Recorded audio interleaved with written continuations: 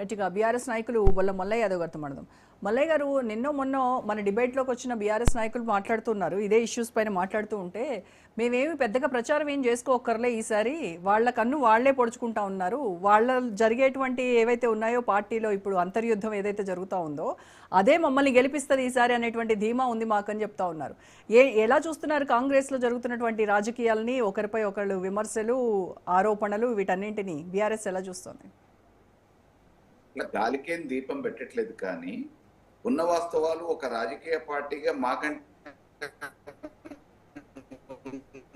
ప్రజలు చర్చించుకుంటున్నారు. అధికారం బంగారు పళ్ళెంలో పెట్టి ఒప్పజెప్తే ఈరోజు కుక్కలు జింపను బిస్తర్ మాదిరిగా ఈ రాష్ట్రాన్ని తయారు చేయడంతో పాటు అనుభవ రాహిత్యంతో, పరిపాలనా వైఫల్యంతో ఈ రాష్ట్ర ప్రజల్ని అధోగతి పాలు చేస్తున్న రేవంత్ రెడ్డికి ఎప్పుడు చరమగీతం పాడాలని చెప్పేసి ప్రజలందరూ కూడా తెలుస్తూ ఉన్నారు. దాంట్లో ఎప్పటికప్పుడు వైఫల్యాలను ఎండగట్టడంలో మా పాత్రను మేము పోషించాల్సిన అవసరం ఉంది, పోషిస్తాం కూడా. ఎందుకంటే తెలంగాణ ప్రజల్ని కాపాడుకోవడంలో కానీ, చైతన్యవంతులు చేయడంలో కానీ మా పాత్రను తప్పకుండా మేము పోషించాల్సిన బాధ్యత ఉంది. దాన్ని ముందుకు చేస్తాం. అయితే ఇవాళ రేవంత్ రెడ్డి గారు వారి వ్యక్తిగా, వారి కుటుంబాన్ని కావచ్చు, కానీ ఈ రాష్ట్రానికి ప్రథమ పౌరుడు, ఒక ముఖ్యమంత్రి హోదాలో ఆ కుర్చీ గౌరవం, ప్రతిష్ట పెరిగే విధంగా వారి ఆలోచనలు, వారి మాటలు, వారి నడవడిక అన్ని రకాలుగా ఉండాలి. వారి ఇక్కడ రాష్ట్రంలో ఉన్నప్పుడు కొన్ని విషయాలలో నియమ నిబంధనలు అతీతులు కావచ్చు, కానీ జాతీయ అంతర్జాతీయ స్థాయిలో ఒక ముఖ్యమంత్రి హోదాలో వేరే దేశాలకు వెళ్తున్నప్పుడు కేంద్ర అనుమతితో పాటు ఏ విషయాల మీద అనేది సమగ్రమైన సమాచారం కేంద్రానికి ఇవ్వాలి, ఆ దేశానికి కూడా అందించాలి. మాట్లాడుతున్న వ్యక్తులు ఎవరు, మిమ్మల్ని కలుస్తున్న వ్యక్తులు ఎవరు, మీరు ఏ విషయంగా వెళ్తున్నారు, ఎవరితో చర్చిస్తున్నారు, దానివల్ల దేశానికి నష్టమా లాభమా, భద్రత, ఈ భారతదేశ భద్రత విషయాలలో మీరు ఏదన్నా ఎవరైనా అసాంఘిక శక్తులతో కానీ విద్రోహాలతో కలిస్తే వచ్చే నష్టం, వీటన్నిటిని కూడా జాతీయ అంతర్జాతీయ స్థాయిలో వాళ్ళు ఆలోచిస్తారు. వీటన్నిటి మీద సరైన సమగ్రమైన ఒక నిర్ణయానికి వచ్చిన తర్వాతనే మీకు అనుమతిస్తారు. ఈ అనుమతులు పూర్తిగా పొందకుండా ఒక ముఖ్యమంత్రిగా అప్పటికప్పుడు అడావుడిగా, పరిజ్ఞానం లేకుండా, అవగాహన లేకుండా ప్రయాణం కాటం అనేది నిజంగా ఈ రాష్ట్ర ప్రజలందరినీ కూడా తలదించుకునే విధంగా చేయటమే. గతంలో అనేక సందర్భాలలో వారు జాతీయ అంతర్జాతీయ స్థాయిలో మీడియా ముందు మాట్లాడుతున్నప్పుడు మాట్లాడిన మాటలు అవహేళనగా ఉన్నాయి. మీకు వచ్చిన భాషలోనే మాట్లాడవచ్చు, రాని భాషలో మాట్లాడి ముఖ్యమంత్రి హోదాను ఎందుకు తగ్గియటం? మీకు వచ్చిన భాషలోనే, ఎవరికి వాళ్ళు హిందీ రాష్ట్రాల్లో హిందీలోనే మాట్లాడతారు, ఇంగ్లీష్లో మాట్లాడాలని ఏం లేదు. అయితే మీకు వచ్చిన భాషలో మాట్లాడకుండా కొత్తగా ఏదో గొప్పల కోసం మాట్లాడి ఒక ముఖ్యమంత్రి హోదాని తగ్గించారు. అదే రకంగా మీరు తీసుకుంటున్న నిర్ణయాలు కూడా అనేక నిర్ణయాలు ఆ హోదాకు తగ్గట్టు లేవు. ఈరోజు పర్యటనకి వెళ్ళిన మీరు ఈ తెలంగాణ ప్రతిష్టని పెంచే విధంగా ఉండాలి, కానీ ఆఖరికి మీకు ఒక సామాన్యుడు, నిరక్షరాస్యుడు, అవగాహన లేని వ్యక్తి పోతే ఏదైతే గేట్లో ఆపుతారో ఆ రకంగా ఒక ముఖ్యమంత్రిని గేట్లో ఆపటం అనేది ఆయనకు అవమానం కాదు, ఇది ఈ రాష్ట్రానికి అవమానం, రాష్ట్రానికి అవమానం. కాబట్టి పక్కనున్న అధికారులు ఏం గైడ్ చేస్తున్నారు? మీనాక్షి నటరాజన్ గారు నామినేషన్ ఫైల్ చేస్తే వాళ్ళకున్న లీగల్ టీమ్ అప్లికేషన్ ఫిల్ చేయలేక రిజెక్ట్ అయిపోయింది. కళ్యాణ్ లక్ష్మి బడుగు బలహీన వర్గాల వాళ్ళు ఎంతో ఆశగా చూసే పెట్టి మాకు ఆసరా అవుతుంది అనుకున్న కళ్యాణ్ లక్ష్మి, షాదీ ముబారక్ విషయంలో 4 వారాలు గడువు ఇచ్చిన కనీసం ప్రభుత్వం తరఫున న్యాయవాదిని పెట్టలేకపోయారు. న్యాయస్థానం ఎన్నో సందర్భాలలో రాష్ట్రాన్ని, రాష్ట్ర ముఖ్యమంత్రిని, రాష్ట్ర పాలనా వైఫల్యాన్ని ఎండగడుతూ తీర్పులు ఇచ్చింది. అధికారులు చేస్తున్న వ్యవహార శైలిని ఎండగడుతూ మొట్టికాయలు వేసింది. వారు తీసుకున్న నిర్ణయాలకు అన్ని మ్యాక్సిమం న్యాయస్థానం వ్యతిరేకిస్తూ తీర్పులు ఇచ్చింది. అయినా వారిలో మార్పు లేదు, వారి పరిపాలన విధానంలో మార్పు లేదు, నిర్ణయాలలో మార్పు లేదు. కాబట్టి ఈ రాష్ట్రంలో ఉన్న ప్రజలు తప్పకుండా ఆలోచించాల్సిన అవసరం ఉంది. రేపటి యువతరం ఏం జరగబోతా ఉంది, ఈ యువతరానికి మనం ఏం సందేశం ఇవ్వబోతా ఉన్నాం? పాపం తల్లిదండ్రులు కంట్రోల్ చేసుకోవాల్సిన పరిస్థితులలో విచ్చలవిడిగా గంజాయి దొరుకుతూ ఉంటే శాంతి భద్రతల ఈ సమాజాన్ని ఉద్ధరించడానికి ఉన్న ఒక ఉపాధ్యాయురాలు అకస్మాత్తుగా విద్యార్థుల చేతిలో బలైపోయింది, ఎస్. హత్యాకాండ పడ్డది. ఇవాళ చాలా పాఠశాలల విద్యా సంస్థల దగ్గర మాదక ద్రవ్యాలు అమ్ముతూ ఉన్నారు. మరి శాంతి భద్రతలు ఏమైతున్నాయి? పట్టపగల రోడ్డు మీద హత్యలు జరుగుతూ ఉన్నాయి, దళితుల మీద అత్యాచారాలు జరుగుతూ ఉన్నాయి, గిరిజనుల మీద దాడులు జరుగుతూ ఉన్నాయి. శాంతి భద్రతలు ఏమైపోతున్నాయి? ఎందుకు పట్టించుకోవట్లేదు? వారి దగ్గరనే ఉంది కదా శాఖ, రేవంత్ రెడ్డి. విద్యాలయాల్లో విద్యను బోధించే ఆఖరికి ఉపాధ్యాయురాళ్ళకు కూడా విద్యార్థులే హత్య చేసే పరిస్థితి వస్తే శాంతి భద్రతల పరిస్థితి ఏంటి? ఇంటెలిజెంట్ వ్యవస్థ ఏం చేస్తుంది?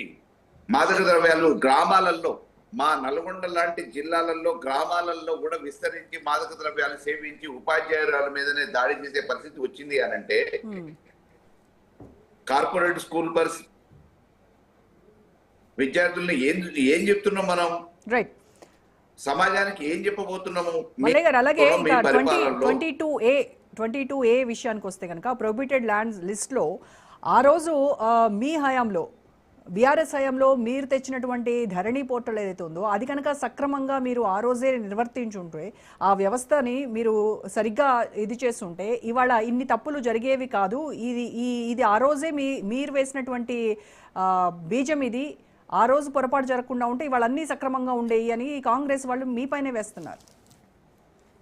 మా ప్రభుత్వంలో ఇటువంటి పాలసీ డెసిషన్స్లలో ఏమైనా పొరపాట్లు జరిగితే మీకు అవగాహన ఉంటే నిర్దిష్టమైన సాక్ష్యాలతోని న్యాయస్థానాన్ని సంప్రదించవచ్చు, వాటిని సరి చేయొచ్చు. న్యాయస్థానం ఇంటర్ఫియర్ అవుతుంది కదా. 2023 కంటే ముందు నిషేధిత జాబితాలలో ఏవేవైతే పెట్టినాయో అవి క్లియర్ గా అంతవరకే అని చెప్పేసి న్యాయస్థానం కూడా ఒక సందర్భంలో చెప్పింది. ఎప్పుడు లేని దాదాపు ఈ భూ పుట్టిన కాడి నుంచి, ప్రజాస్వామ్యం వచ్చిన దగ్గర నుంచి, స్వాతంత్రం వచ్చిన దగ్గర నుంచి హైదరాబాద్ చుట్టుపక్కల ఆ ప్రాంతాలలో ఆ భూములకి, ఆ సర్వే నెంబర్లకి లేని నిషేధిత జాబితా ఈరోజు ఆ సర్వే నెంబర్లకి ఎట్లొచ్చింది? కేవలం అధికారుల వైఫల్యం, వాళ్ళ నిర్లక్ష్యం, వాళ్ళ అసమర్థత. అంటే అధికారుల తప్పిదం వల్ల పొరపాటు జరిగింది. దీనికి నేను క్షమాపణ చెప్తున్నాను, దీన్ని మళ్ళీ విచారణ చేయిస్తాము, దీన్ని మొత్తం అంతా సెటరైట్ చేస్తాము నిర్దిష్టమైనటువంటి టైంలో అని చెప్తున్నారు కదా. వాళ్ళ మీద చర్యలు తీసుకోవాలి కదండి. గాలికి కేవలం ఒక మాటతోని మీరు చూస్తున్న వాళ్ళ వల్ల ఏదో నిర్లక్ష్యం వల్ల జరిగింది అని అంటున్నారు, అధికారులను వెనకేసుకొని వస్తున్నారు. అధికారులు చెయ్యటానికి మీరు ఎవరు వెనక నుంచి ఇన్ఫ్లుయెన్స్ చేసారో తెలియదు, కానీ దీనివల్ల ఎంతమంది బాధపడ్డారు, ఎంతమంది ఇంట్లో బాధపడ్డారు, కాలనీ వాళ్ళు బాధపడ్డారు, రెవెన్యూ ఆఫీసులు ఎమ్మటి, రిజిస్ట్రేషన్ ఆఫీసులు ఎమ్మటి. ఇది కాక ఎన్ని నెలల తరబడి ప్రయత్నాలు చేశారు. ఆఖరికి ప్రతిపక్షం, ప్రజలు ముక్త కంఠంతో చెప్పిన తర్వాత ఈ రోజు రెవెన్యూ మంత్రికి మేలుకొచ్చి ఒక్క మాటతోనే అధికారుల వైఫల్యం, నేను ఏదో తప్పు జరిగిపోయింది అని చెప్పేసి ఒక్క మాటతో కొట్టేస్తానంటే దీనివల్ల బాధపడ్డోళ్ళు, ఇబ్బంది పడ్డోళ్ళు, నష్టపోయినోళ్ళు ఎంతమంది, మానసిక క్షోభకు గురైనోళ్ళు. అధికారుల మీద ఎందుకు చర్యలు తీసుకోరు? మీ భాగస్వామ్యం లేకపోతే, మీ ఇంటర్ఫియరెన్స్ లేకపోతే, మీరు అధికారులకు చెప్పి ఆ రకమైన ప్రయత్నాలలో లేకపోతే, ఎప్పుడు లేని ఈ రకంగా ఎందుకు జరిగింది అని చెప్పేసి ఉన్నతాధికారుల మీద చర్యలు చేపట్టడానికి మీకు వచ్చిన నష్టం ఏంటి? వాళ్ళని వెనకేసుకొచ్చుకునే ప్రయత్నం ఎందుకు చేస్తున్నారు? రాష్ట్ర ప్రజల కంటే ముఖ్యం కాదు. రాష్ట్ర ప్రజలకు కదా చేయాల్సింది. రైట్. ఇంకొక విషయం ఏంటంటే, ఇంకొక విషయం బాగా చక్కర్లు కొడుతున్నటువంటి విషయం ఏంటంటే, ఇన్ కేసు కొండా సురేఖ విషయం చాలా సీరియస్గా రాజకీయంగా మొత్తం రాష్ట్ర వ్యాప్తంగా కూడా ఒక చర్చనీయాంశమైంది. ఆమెను బర్తరఫ్ చేయాలి, లేదంటే ఆమె రాజీనామా చేయాలని సొంత పార్టీ ఎమ్మెల్యేలు, ఎమ్మెల్సీలే చాలా తీవ్రంగా మాట్లాడుతూ ఉన్నారు. సో ఇటువంటి నేపథ్యంలో ఒకవేళ ఆమె రాజీనామా చేసినా, ఆవిడని బర్తరఫ్ చేసినా మళ్ళీ ఆవిడ బీఆర్ఎస్ గూటికే చేరుతుంది అనేటువంటి ఒక వార్త అయితే హల్చల్ చేస్తూ ఉంది. రేవంత్ రెడ్డి గారికి భజన పనులు, రేవంత్ రెడ్డి గారికి అనుకూలంగా, సురేఖ గారికి వ్యతిరేకంగా ఈ రోజు ప్రెస్ మీట్ పెట్టి ఉండొచ్చు. రేపు రంగంలో దిగి కొండ మురళి, సురేఖ దంపతులు కూడా మీరు ప్రెస్ మీట్ పెట్టండి అని అంటే వాళ్ళు కూడా కొంతమందిని జమ చేసి ప్రెస్ మీట్ పెట్టేయగలుగుతారు కదా రేవంత్ రెడ్డికి వ్యతిరేకంగా. ఆలోచనలోనే ఉన్నారని తెలుస్తోంది. జిల్లాకు ఒక నాయకుడు తయారైందండి ఇప్పుడు రేవంత్ రెడ్డిని దింపడానికి. కాంగ్రెస్ లో ఉన్న లోపాలని ఎత్తి చూపుతూ మహబూబ్నగర్ జిల్లాలో చిన్నారెడ్డి గారు, అరవింద్ రెడ్డి గారు జడ్చర్ల ఎమ్మెల్యే. మా నల్గొండ జిల్లాలో రాజగోపాల్ రెడ్డి గారు ఆల్రెడీ ఎప్పటి నుంచో చెప్తూనే ఉన్నారు.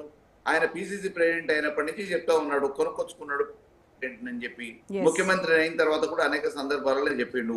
నిన్న మొన్న కూడా దోసుకుంటున్నారు వాళ్ళు అధికారంలో ఉండి. 5 లక్షల రూపాయలు ఇచ్చే లబ్ధిదారులకి ఇందిరమిళ్ల పేరు మీద అనేక రకమైన ఆటంకాలు సృష్టిస్తున్నారు. ఇది మంచిది కాదని చెప్పేసి వారు కూడా వారి బాధను వ్యక్తం చేసిండ్రు. అదే రకంగా కరీంనగర్ జిల్లాలో జీవన్ రెడ్డి గారు మానసిక క్షోభకు గురి. ఆయన దగ్గర ఉన్న ఒక శాసనసభ్యుడు బీఆర్ఎస్ గెలిచిన ఆయన తీసుకొని వచ్చిన తర్వాత ఆఖరికి మున్సిపాలిటీ ఎన్నికలలో బీఫామ్లు కూడా ఇవ్వకపోతే ప్రత్యామ్నాయంగా రాజకీయాలలో కొనసాగాలనుకున్నాడు కాబట్టి బీఆర్ఎస్ లోకి వచ్చిండ్రు. వారు కూడా ఒక సుదీర్ఘమైన రాజకీయ నేపథ్యం ఉన్నాయనే కదా, Yeah. కరడు కట్టిన కాంగ్రెస్ వాది కదా. Yes, నేను అడిగిన దానికి సమాధానం చెప్పలే. ఇప్పుడు కొండా సురేఖ మళ్ళీ తిరిగి ప్రాతినిధ్యం వహించడానికి కొండా సురేఖ, కొండా మురళి, సుస్మితా పటేల్తో సహా బీఆర్ఎస్ పార్టీలోకి వస్తే మీ బీఆర్ఎస్ డోర్స్ ఓపెన్ ఉన్నాయా, క్లోజ్డా? రోజా గారు, ఎస్ ఎస్ మల్లయ్య యాదవ్ అన్న ఇండైరెక్ట్ గా చెప్పేశారు. జీవన్ రెడ్డి గారు ఎట్లొచ్చారో కొండా సురేఖ గారు కూడా అట్లే వస్తారని చెప్పినట్లే అంతేనంటారు. మేము చెప్పినట్లే మే- ఇండైరెక్ట్ గా అట్లా అన్న చెప్పినట్లే.